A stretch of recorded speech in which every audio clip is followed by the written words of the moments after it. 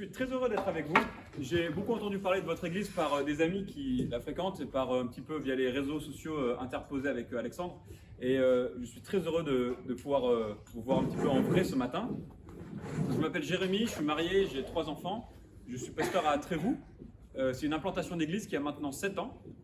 Et si vous souhaitez prier pour nous, écoutez, vos prières seraient vraiment, merci beaucoup, seraient vraiment appréciées parce que nous sommes en train de finir la construction d'un bâtiment. Ça fait 2 ans que nous tournons de salle en salle et ce n'était pas des aussi belles salles qu'ici. Donc pour tout vous dire, on a un peu galéré depuis 2 ans. Donc on devrait être chez nous en octobre, donc priez pour une bonne complétion, pour toutes les inspections, les normes, que tout soit bon et aussi que la communauté se rassemble. On a été un peu baladés, en ce moment on se réunit à Villefranche, qu'on puisse tous revenir à Trévoux et continuer notre mission sur place. Voilà, ce serait vraiment fraternel de votre part. En tout cas, heureux d'être avec vous. Et je vous propose ce matin de regarder quelques versets ensemble dans l'épître de 1 Pierre. Et on va essayer de saisir 2-3 idées principales de l'épître de 1 Pierre. Et Pierre s'adresse à des jeunes chrétiens, première génération de chrétiens dans l'Empire romain, qui faisaient face à la fournaise de l'épreuve. On ne sait pas exactement ce que ça veut dire, mais ils étaient sous pression à cause de leur foi. Et l'épître a été écrite quelques années certainement, ou plus ou moins au même moment qu'une immense persécution qui a sévi à Rome. Et les chrétiens qui étaient en Asie supportaient un petit peu les contre-coups de cette persécution de l'Empire. Ils étaient sous pression. Et nous-mêmes, on vit dans une société post-chrétienne, où les idées, où la pensée de Jésus-Christ, la pensée chrétienne est fortement rejetée. Et donc on a beaucoup d'expériences que nous pouvons retirer, nous chrétiens, vivant dans une culture post-chrétienne, de gens qui ont vécu dans une culture pré-chrétienne, où ils faisaient face à la pression de l'Empire romain. Même si peut-être que nous ne subissons pas une pression aussi forte. Et Pierre leur écrit, et il leur dit, si, Jésus-Christ est précieux, et ça vaut le coup de le suivre. Parce qu'il faut imaginer des gens qui mettent leur foi en Jésus, des gens qui quittent leur divinité et mettent leur foi en Jésus. C'est génial. Paul leur promet une résurrection éternelle, de grandes choses. Les apôtres leur promettent tout ça, et puis ils font face à la persécution. Ça marche vraiment? Est-ce que c'est sérieux? Est-ce que ça tient le coup? Est-ce qu'on n'a pas vendu un produit, mais c'était de la mauvaise qualité en fait? Et Pierre les rassure, et il explique. La persécution est normale. Jésus suscite la division, Jésus suscite l'incompréhension, mais il est la lumière, et ça vaut le coup de le suivre. Alors regardez dans 1 Pierre, au chapitre 2, et on va lire les versets 4 et 5, pour commencer. 1 Pierre, chapitre 2, versets 4 et 5. Vous y êtes? Approchez-vous de Christ, la pierre vivante, rejetée par les hommes, mais choisie et précieuse devant Dieu. Et vous-même, en tant que pierre vivante, laissez-vous édifier pour former une maison spirituelle, un groupe de prêtres saints, afin d'offrir des sacrifices spirituels que Dieu peut accepter par Jésus-Christ. On commence par ces 2 versets. Est-ce que vous pourriez me dire à quoi est comparé Jésus dans ces 2 versets? Il y a 2 comparaisons. Il est comparé à quoi? Une pierre, et cette pierre a 2 qualités. Pardon? Choisie et précieuse. Et comment est-ce que cette pierre précieuse est reçue? Voilà, alors c'est contrasté. D'un côté, cette pierre précieuse est rejetée, et d'un autre côté, cette pierre précieuse est choisie par Dieu. Vous avez vu le contraste qui se dégage de ce verset, et c'est exactement ce que les chrétiens de l'époque vivaient et ce que nous vivons aujourd'hui. Et nous, en tant que chrétiens aujourd'hui, que devons-nous faire au verset 5?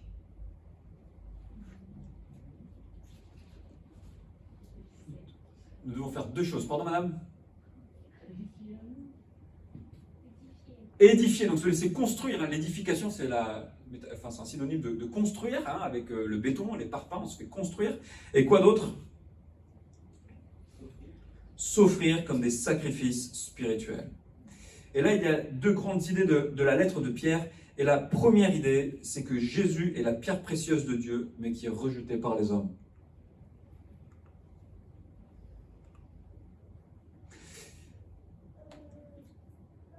Dans ce monde brisé, Dieu envoie son Fils en mission. Jésus a été choisi pour une mission, il est précieux. Quand Jésus se fait baptiser, le Père proclame « Celui-ci est mon Fils bien-aimé, en qui j'ai mis toute mon affection ». On vit dans un monde brisé, notre être intérieur est cabossé, notre être extérieur souffre, notre cœur nous pousse au péché, on est dans un monde brisé. Dieu le Père envoie le Fils, qui est parfaitement saint, parfaitement aimant, parfaitement précieux, parfaitement serviteur. Et la surprise, les hommes le rejettent, parce qu'ils préfèrent les ténèbres. Dieu lui-même vient pour sauver le monde, mais il est rejeté. Et Pierre dit, en fait, la division est normale. Et vous savez, parfois, en tant que chrétien, on expérimente une lassitude. Je ne sais pas si c'est votre cas, mais j'ai eu la chance, j'ai grandi dans une famille chrétienne, donc j'ai appris des choses sur Dieu assez tôt, et j'ai choisi moi-même de suivre Christ, voilà, dans l'adolescence, ça s'est confirmé plus tard. Mais en fait, toute ma vie, quand j'ai commencé à parler de choses qui me tenaient à cœur, on m'a pris pour un charlot. Toute ma vie. Et bien en fait, ça vous marque dans votre construction. Je ne sais pas si vous l'avez vécu, peut-être que certains d'entre vous l'avez vécu. J'ai un frère qui, lui, qui nous a rejoint à Trévoux récemment. Lui, il n'a pas vécu dans une famille chrétienne, il était de culture vaguement catholique, il le dit lui-même, et il arrive là, et donc il commence à se poser des questions, il en parle un peu à ses collègues de boulot, et tout de suite, il passe pour un charlot. Alors que c'est un professionnel ultra compétent dans son domaine, par exemple, par ailleurs. Et il me dit, mais c'est super dur, Jérémy, je n'ose pas en parler. Parce que si j'en parle, c'est tellement évident que ma foi, c'est ridicule, que les arguments sont déjà faits contre moi, vous comprenez? On n'écoute même pas mes réponses, en fait, on me balaye le revers de la main. Vous comprenez? Il n'y a pas de discussion, il y a un rejet, en fait. Et en fait, là, en tant que chrétien, on a besoin de sens. Parce qu'en fait, ça va, c'est normal. Parce que Jésus, c'est la pierre précieuse. C'est la meilleure chose que vous pouvez avoir dans votre vie. C'est la plus belle chose que Dieu a faite dans ce monde. Mais il a été rejeté. Et on le goûte dans notre quotidien. La seconde idée qu'on voit là, c'est que Jésus est la fondation d'une vie acceptable par Dieu. Pardon. Hop, on va y arriver. Hein. Est-ce que tu pourrais juste remettre Jésus la fondation d'une vie acceptable par Dieu? Là, les quatre, je te remercie. Et donc, on veut se laisser construire sur lui. Là où le monde dit, non mais Jésus, c'est fini. Ou certains vont dire, non mais Jésus, c'est intéressant, mais c'est un peu rétrograde, c'est un peu coincé. Nous, on dit, non mais Jésus, waouh, il est beau. On s'émerveille devant lui. Tout à l'heure, pendant le moment de, je ne sais pas comment vous appelez ça, d'animation? Présidence? Dans le moment de présidence, il y avait une invitation à s'émerveiller devant Jésus. Et là où le monde dit bof, on dit, waouh, Jésus est beau. C'est lui qu'on veut. Il est choisi. Le plan de renouveau de Dieu passe par lui. On construit notre vie dessus. On se laisse toucher par ce qu'il a fait, par son enseignement, par sa mort, par sa résurrection. On est pardonné et on a accès à Dieu le Père. C'est pour ça qu'on est des prêtres. On se remet dans la pensée de Pierre. Pierre, un juif, qui parle du temple. À l'époque, au temple, la foule ne rendait pas le culte. Les prêtres rendaient le culte. D'accord? Donc la foule venait, elle amenait les offrandes. Mais qui offrait les offrandes? Le prêtre, qui faisait l'intermédiaire entre Dieu et les hommes. Si vous êtes de culture catholique, vous aurez remarqué que le culte n'est pas rendu par toute l'assemblée. Le culte, la transsubstantation, est offert par le prêtre, devant là-bas, en votre faveur. Mais là, Pierre dit autre chose. Il dit, si Christ est mort pour vos péchés, si vous construisez votre vie sur lui, si vous le suivez en tant que rédempteur, en tant que chef, vous êtes le culte que Dieu veut. C'est ce qui est écrit, non? Laissez-vous édifier pour former une maison spirituelle, un groupe de prêtres saints, afin d'offrir des sacrifices. Vous offrez le culte. Ce n'est pas le prêtre, c'est vous qui l'offrez par vos vies tout entières.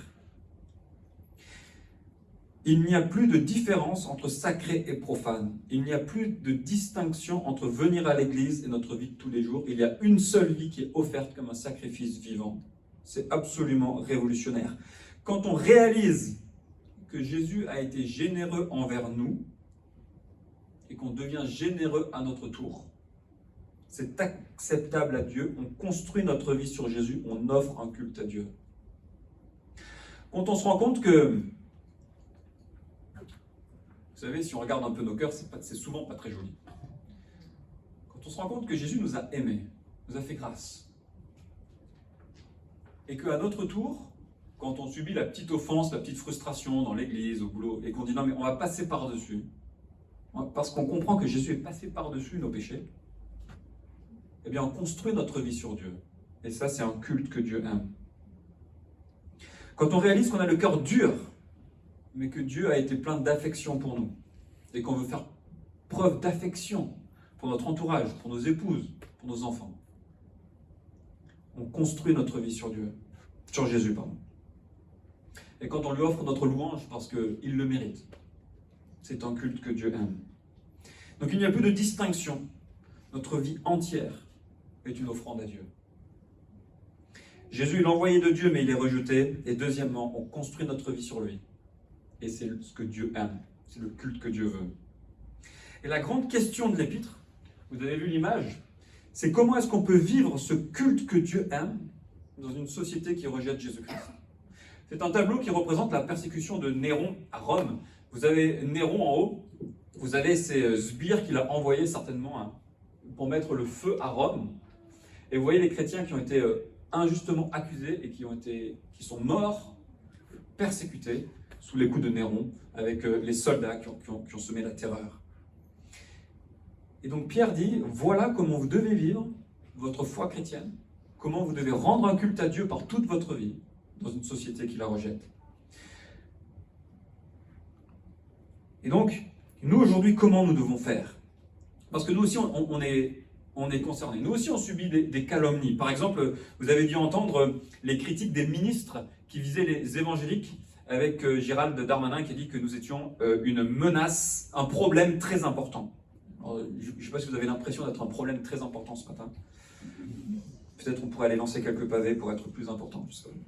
Marlène Schiappa, ministre chargée de la citoyenneté, a dit que nous demandions des certificats de virginité pour célébrer les mariages.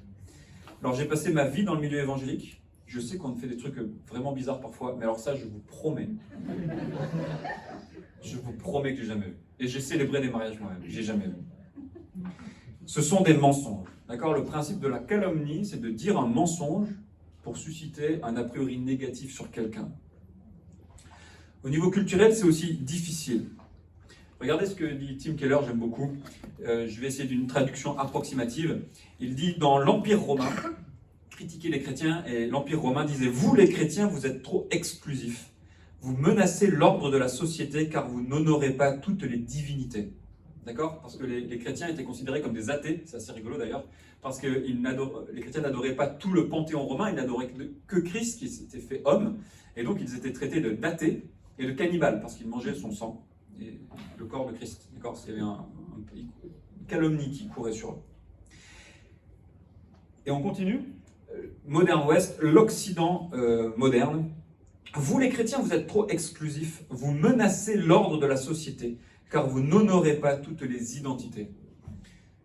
Et donc quelques exemples, que ce soit les ministres, que ce soit la culture, qui disent non, les chrétiens, vous dérangez. Vous dérangez. Et donc comment vivre le culte que Dieu veut dans nos vies, dans une société qui a un a priori négatif sur la foi chrétienne. Et je vous invite à lire les versets 11 et 12 de ce même chapitre.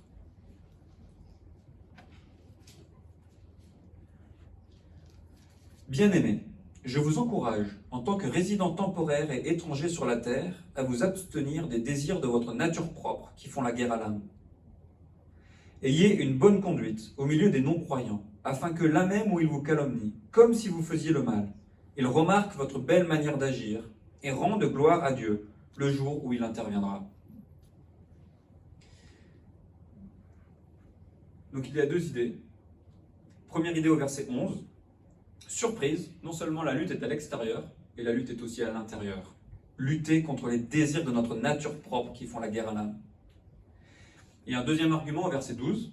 Est-ce que vous pouvez me le donner? Il est facile. Comment est-ce qu'on doit réagir face aux calomnies? Une bonne conduite. Et à quoi ça sert?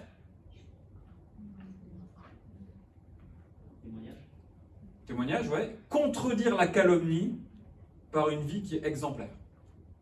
Pour démontrer, ok, Gérald Darmanin, on est très dangereux, viens voir. Viens, on n'a rien à cacher. Viens voir, c'est le meilleur argument. La réalité des faits concrets de nos vies. Verset 12.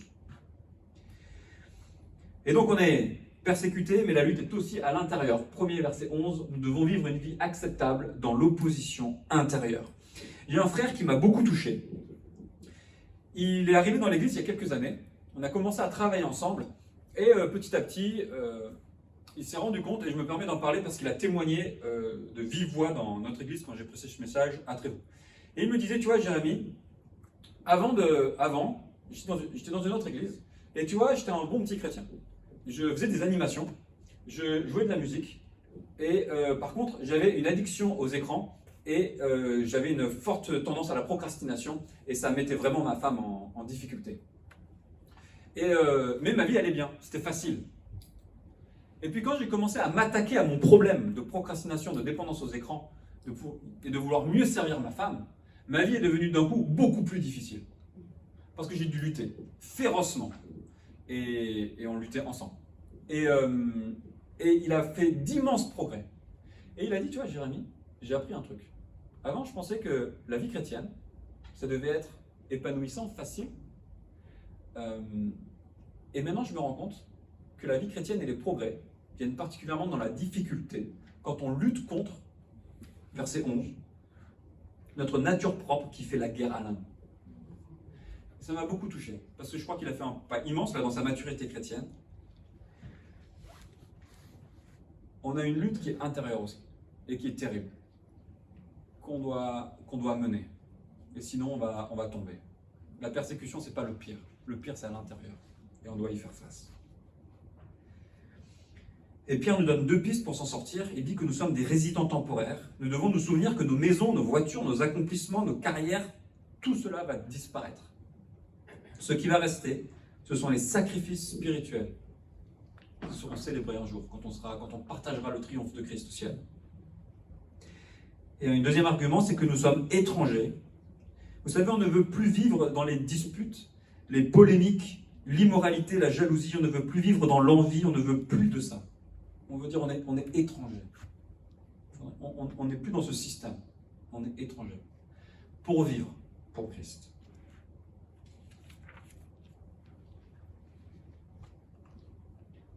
Et nous voulons vivre une vie acceptable dans l'opposition extérieure. Donc voilà, ça nous parle de calomnie. On va être calomnié. Comme les collègues jaloux de Daniel, du prophète Daniel dans l'Ancien Testament, comme Suétone sous Néron qui disait que nous étions une inqualifiable et misérable superstition, comme Gérald Darmanin ou Marlène Schiappa, rien de nouveau sous le soleil. Et notre argument, c'est nos vies. Viens voir, venez voir. En toutes circonstances, on veut aimer notre prochain.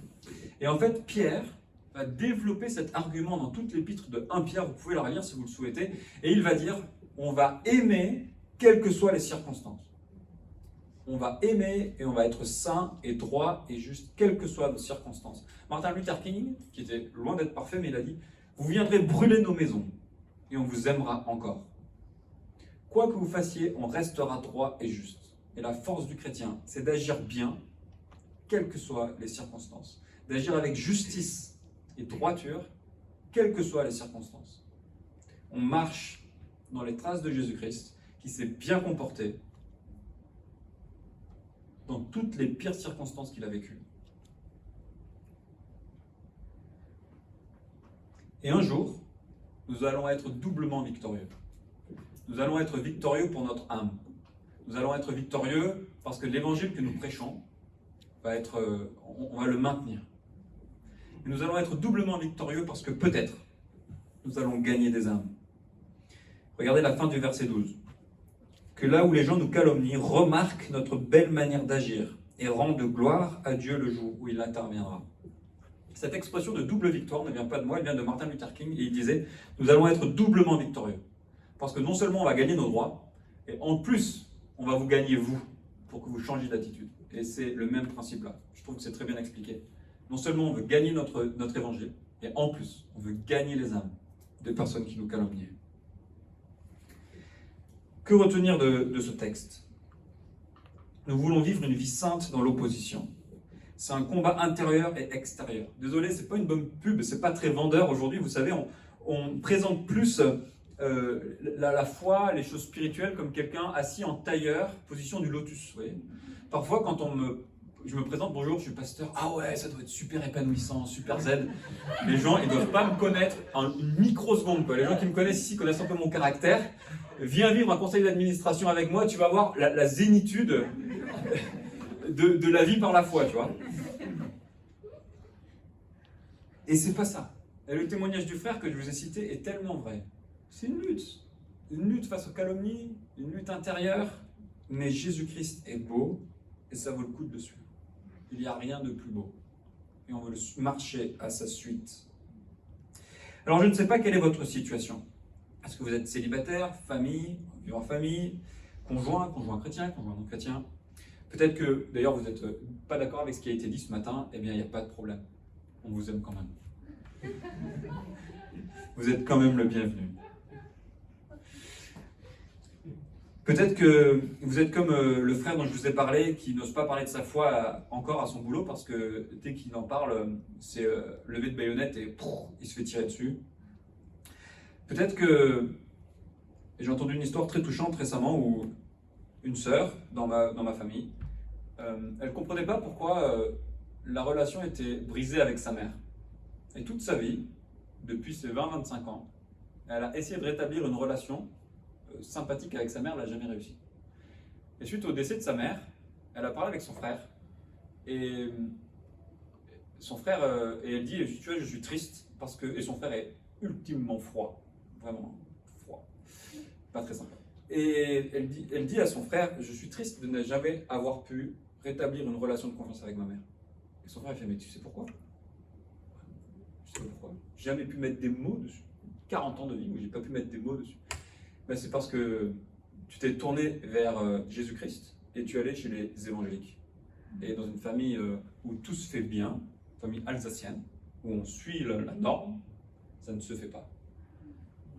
C'est de ça dont on parle. On pourrait dire que ce n'est pas une persécution, vous comprenez? Elle ne s'est pas fait battre, la personne. Ça va. Mais 40 ans quand même de peine. Et parfois, c'est ça qu'on vit. Et c'est douloureux. On ne doit pas oublier que suivre Christ, c'est douloureux. Mais Jésus-Christ est la pierre précieuse qu'on ne veut pas perdre. Et on veut vivre une bonne conduite. On veut honorer Dieu. Et on veut prier que peut-être Dieu les visitera et qu'ils nous rejoignent. On prie? Seigneur Jésus-Christ, j'aimerais te dire que dans les ténèbres de notre monde, tu es merveilleux. Tu brilles comme la lumière. Tu nous diriges. Tu es aimant. Tu es droit. Tu es notre modèle. On veut te suivre. On veut marcher comme toi. Là où tu nous places. Que ce soit au foyer, que ce soit au travail, que ce soit dans l'église, là où tu nous places, dans une association, je ne sais pas. On veut marcher à ta suite. Aimer et être droit, quoi qu'il en coûte. Je te prie que tu nous aides à corriger nos attitudes. Je te prie que tu nous donnes de faire face à nos appétits charnels qui font la guerre à l'âme.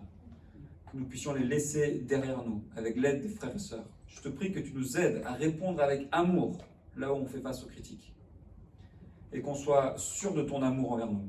Toi qui nous as aimés, toi qui nous abandonneras jamais, toi qui es le berger de nos âmes. On se confie en toi à nouveau, Seigneur. En ton nom. Amen.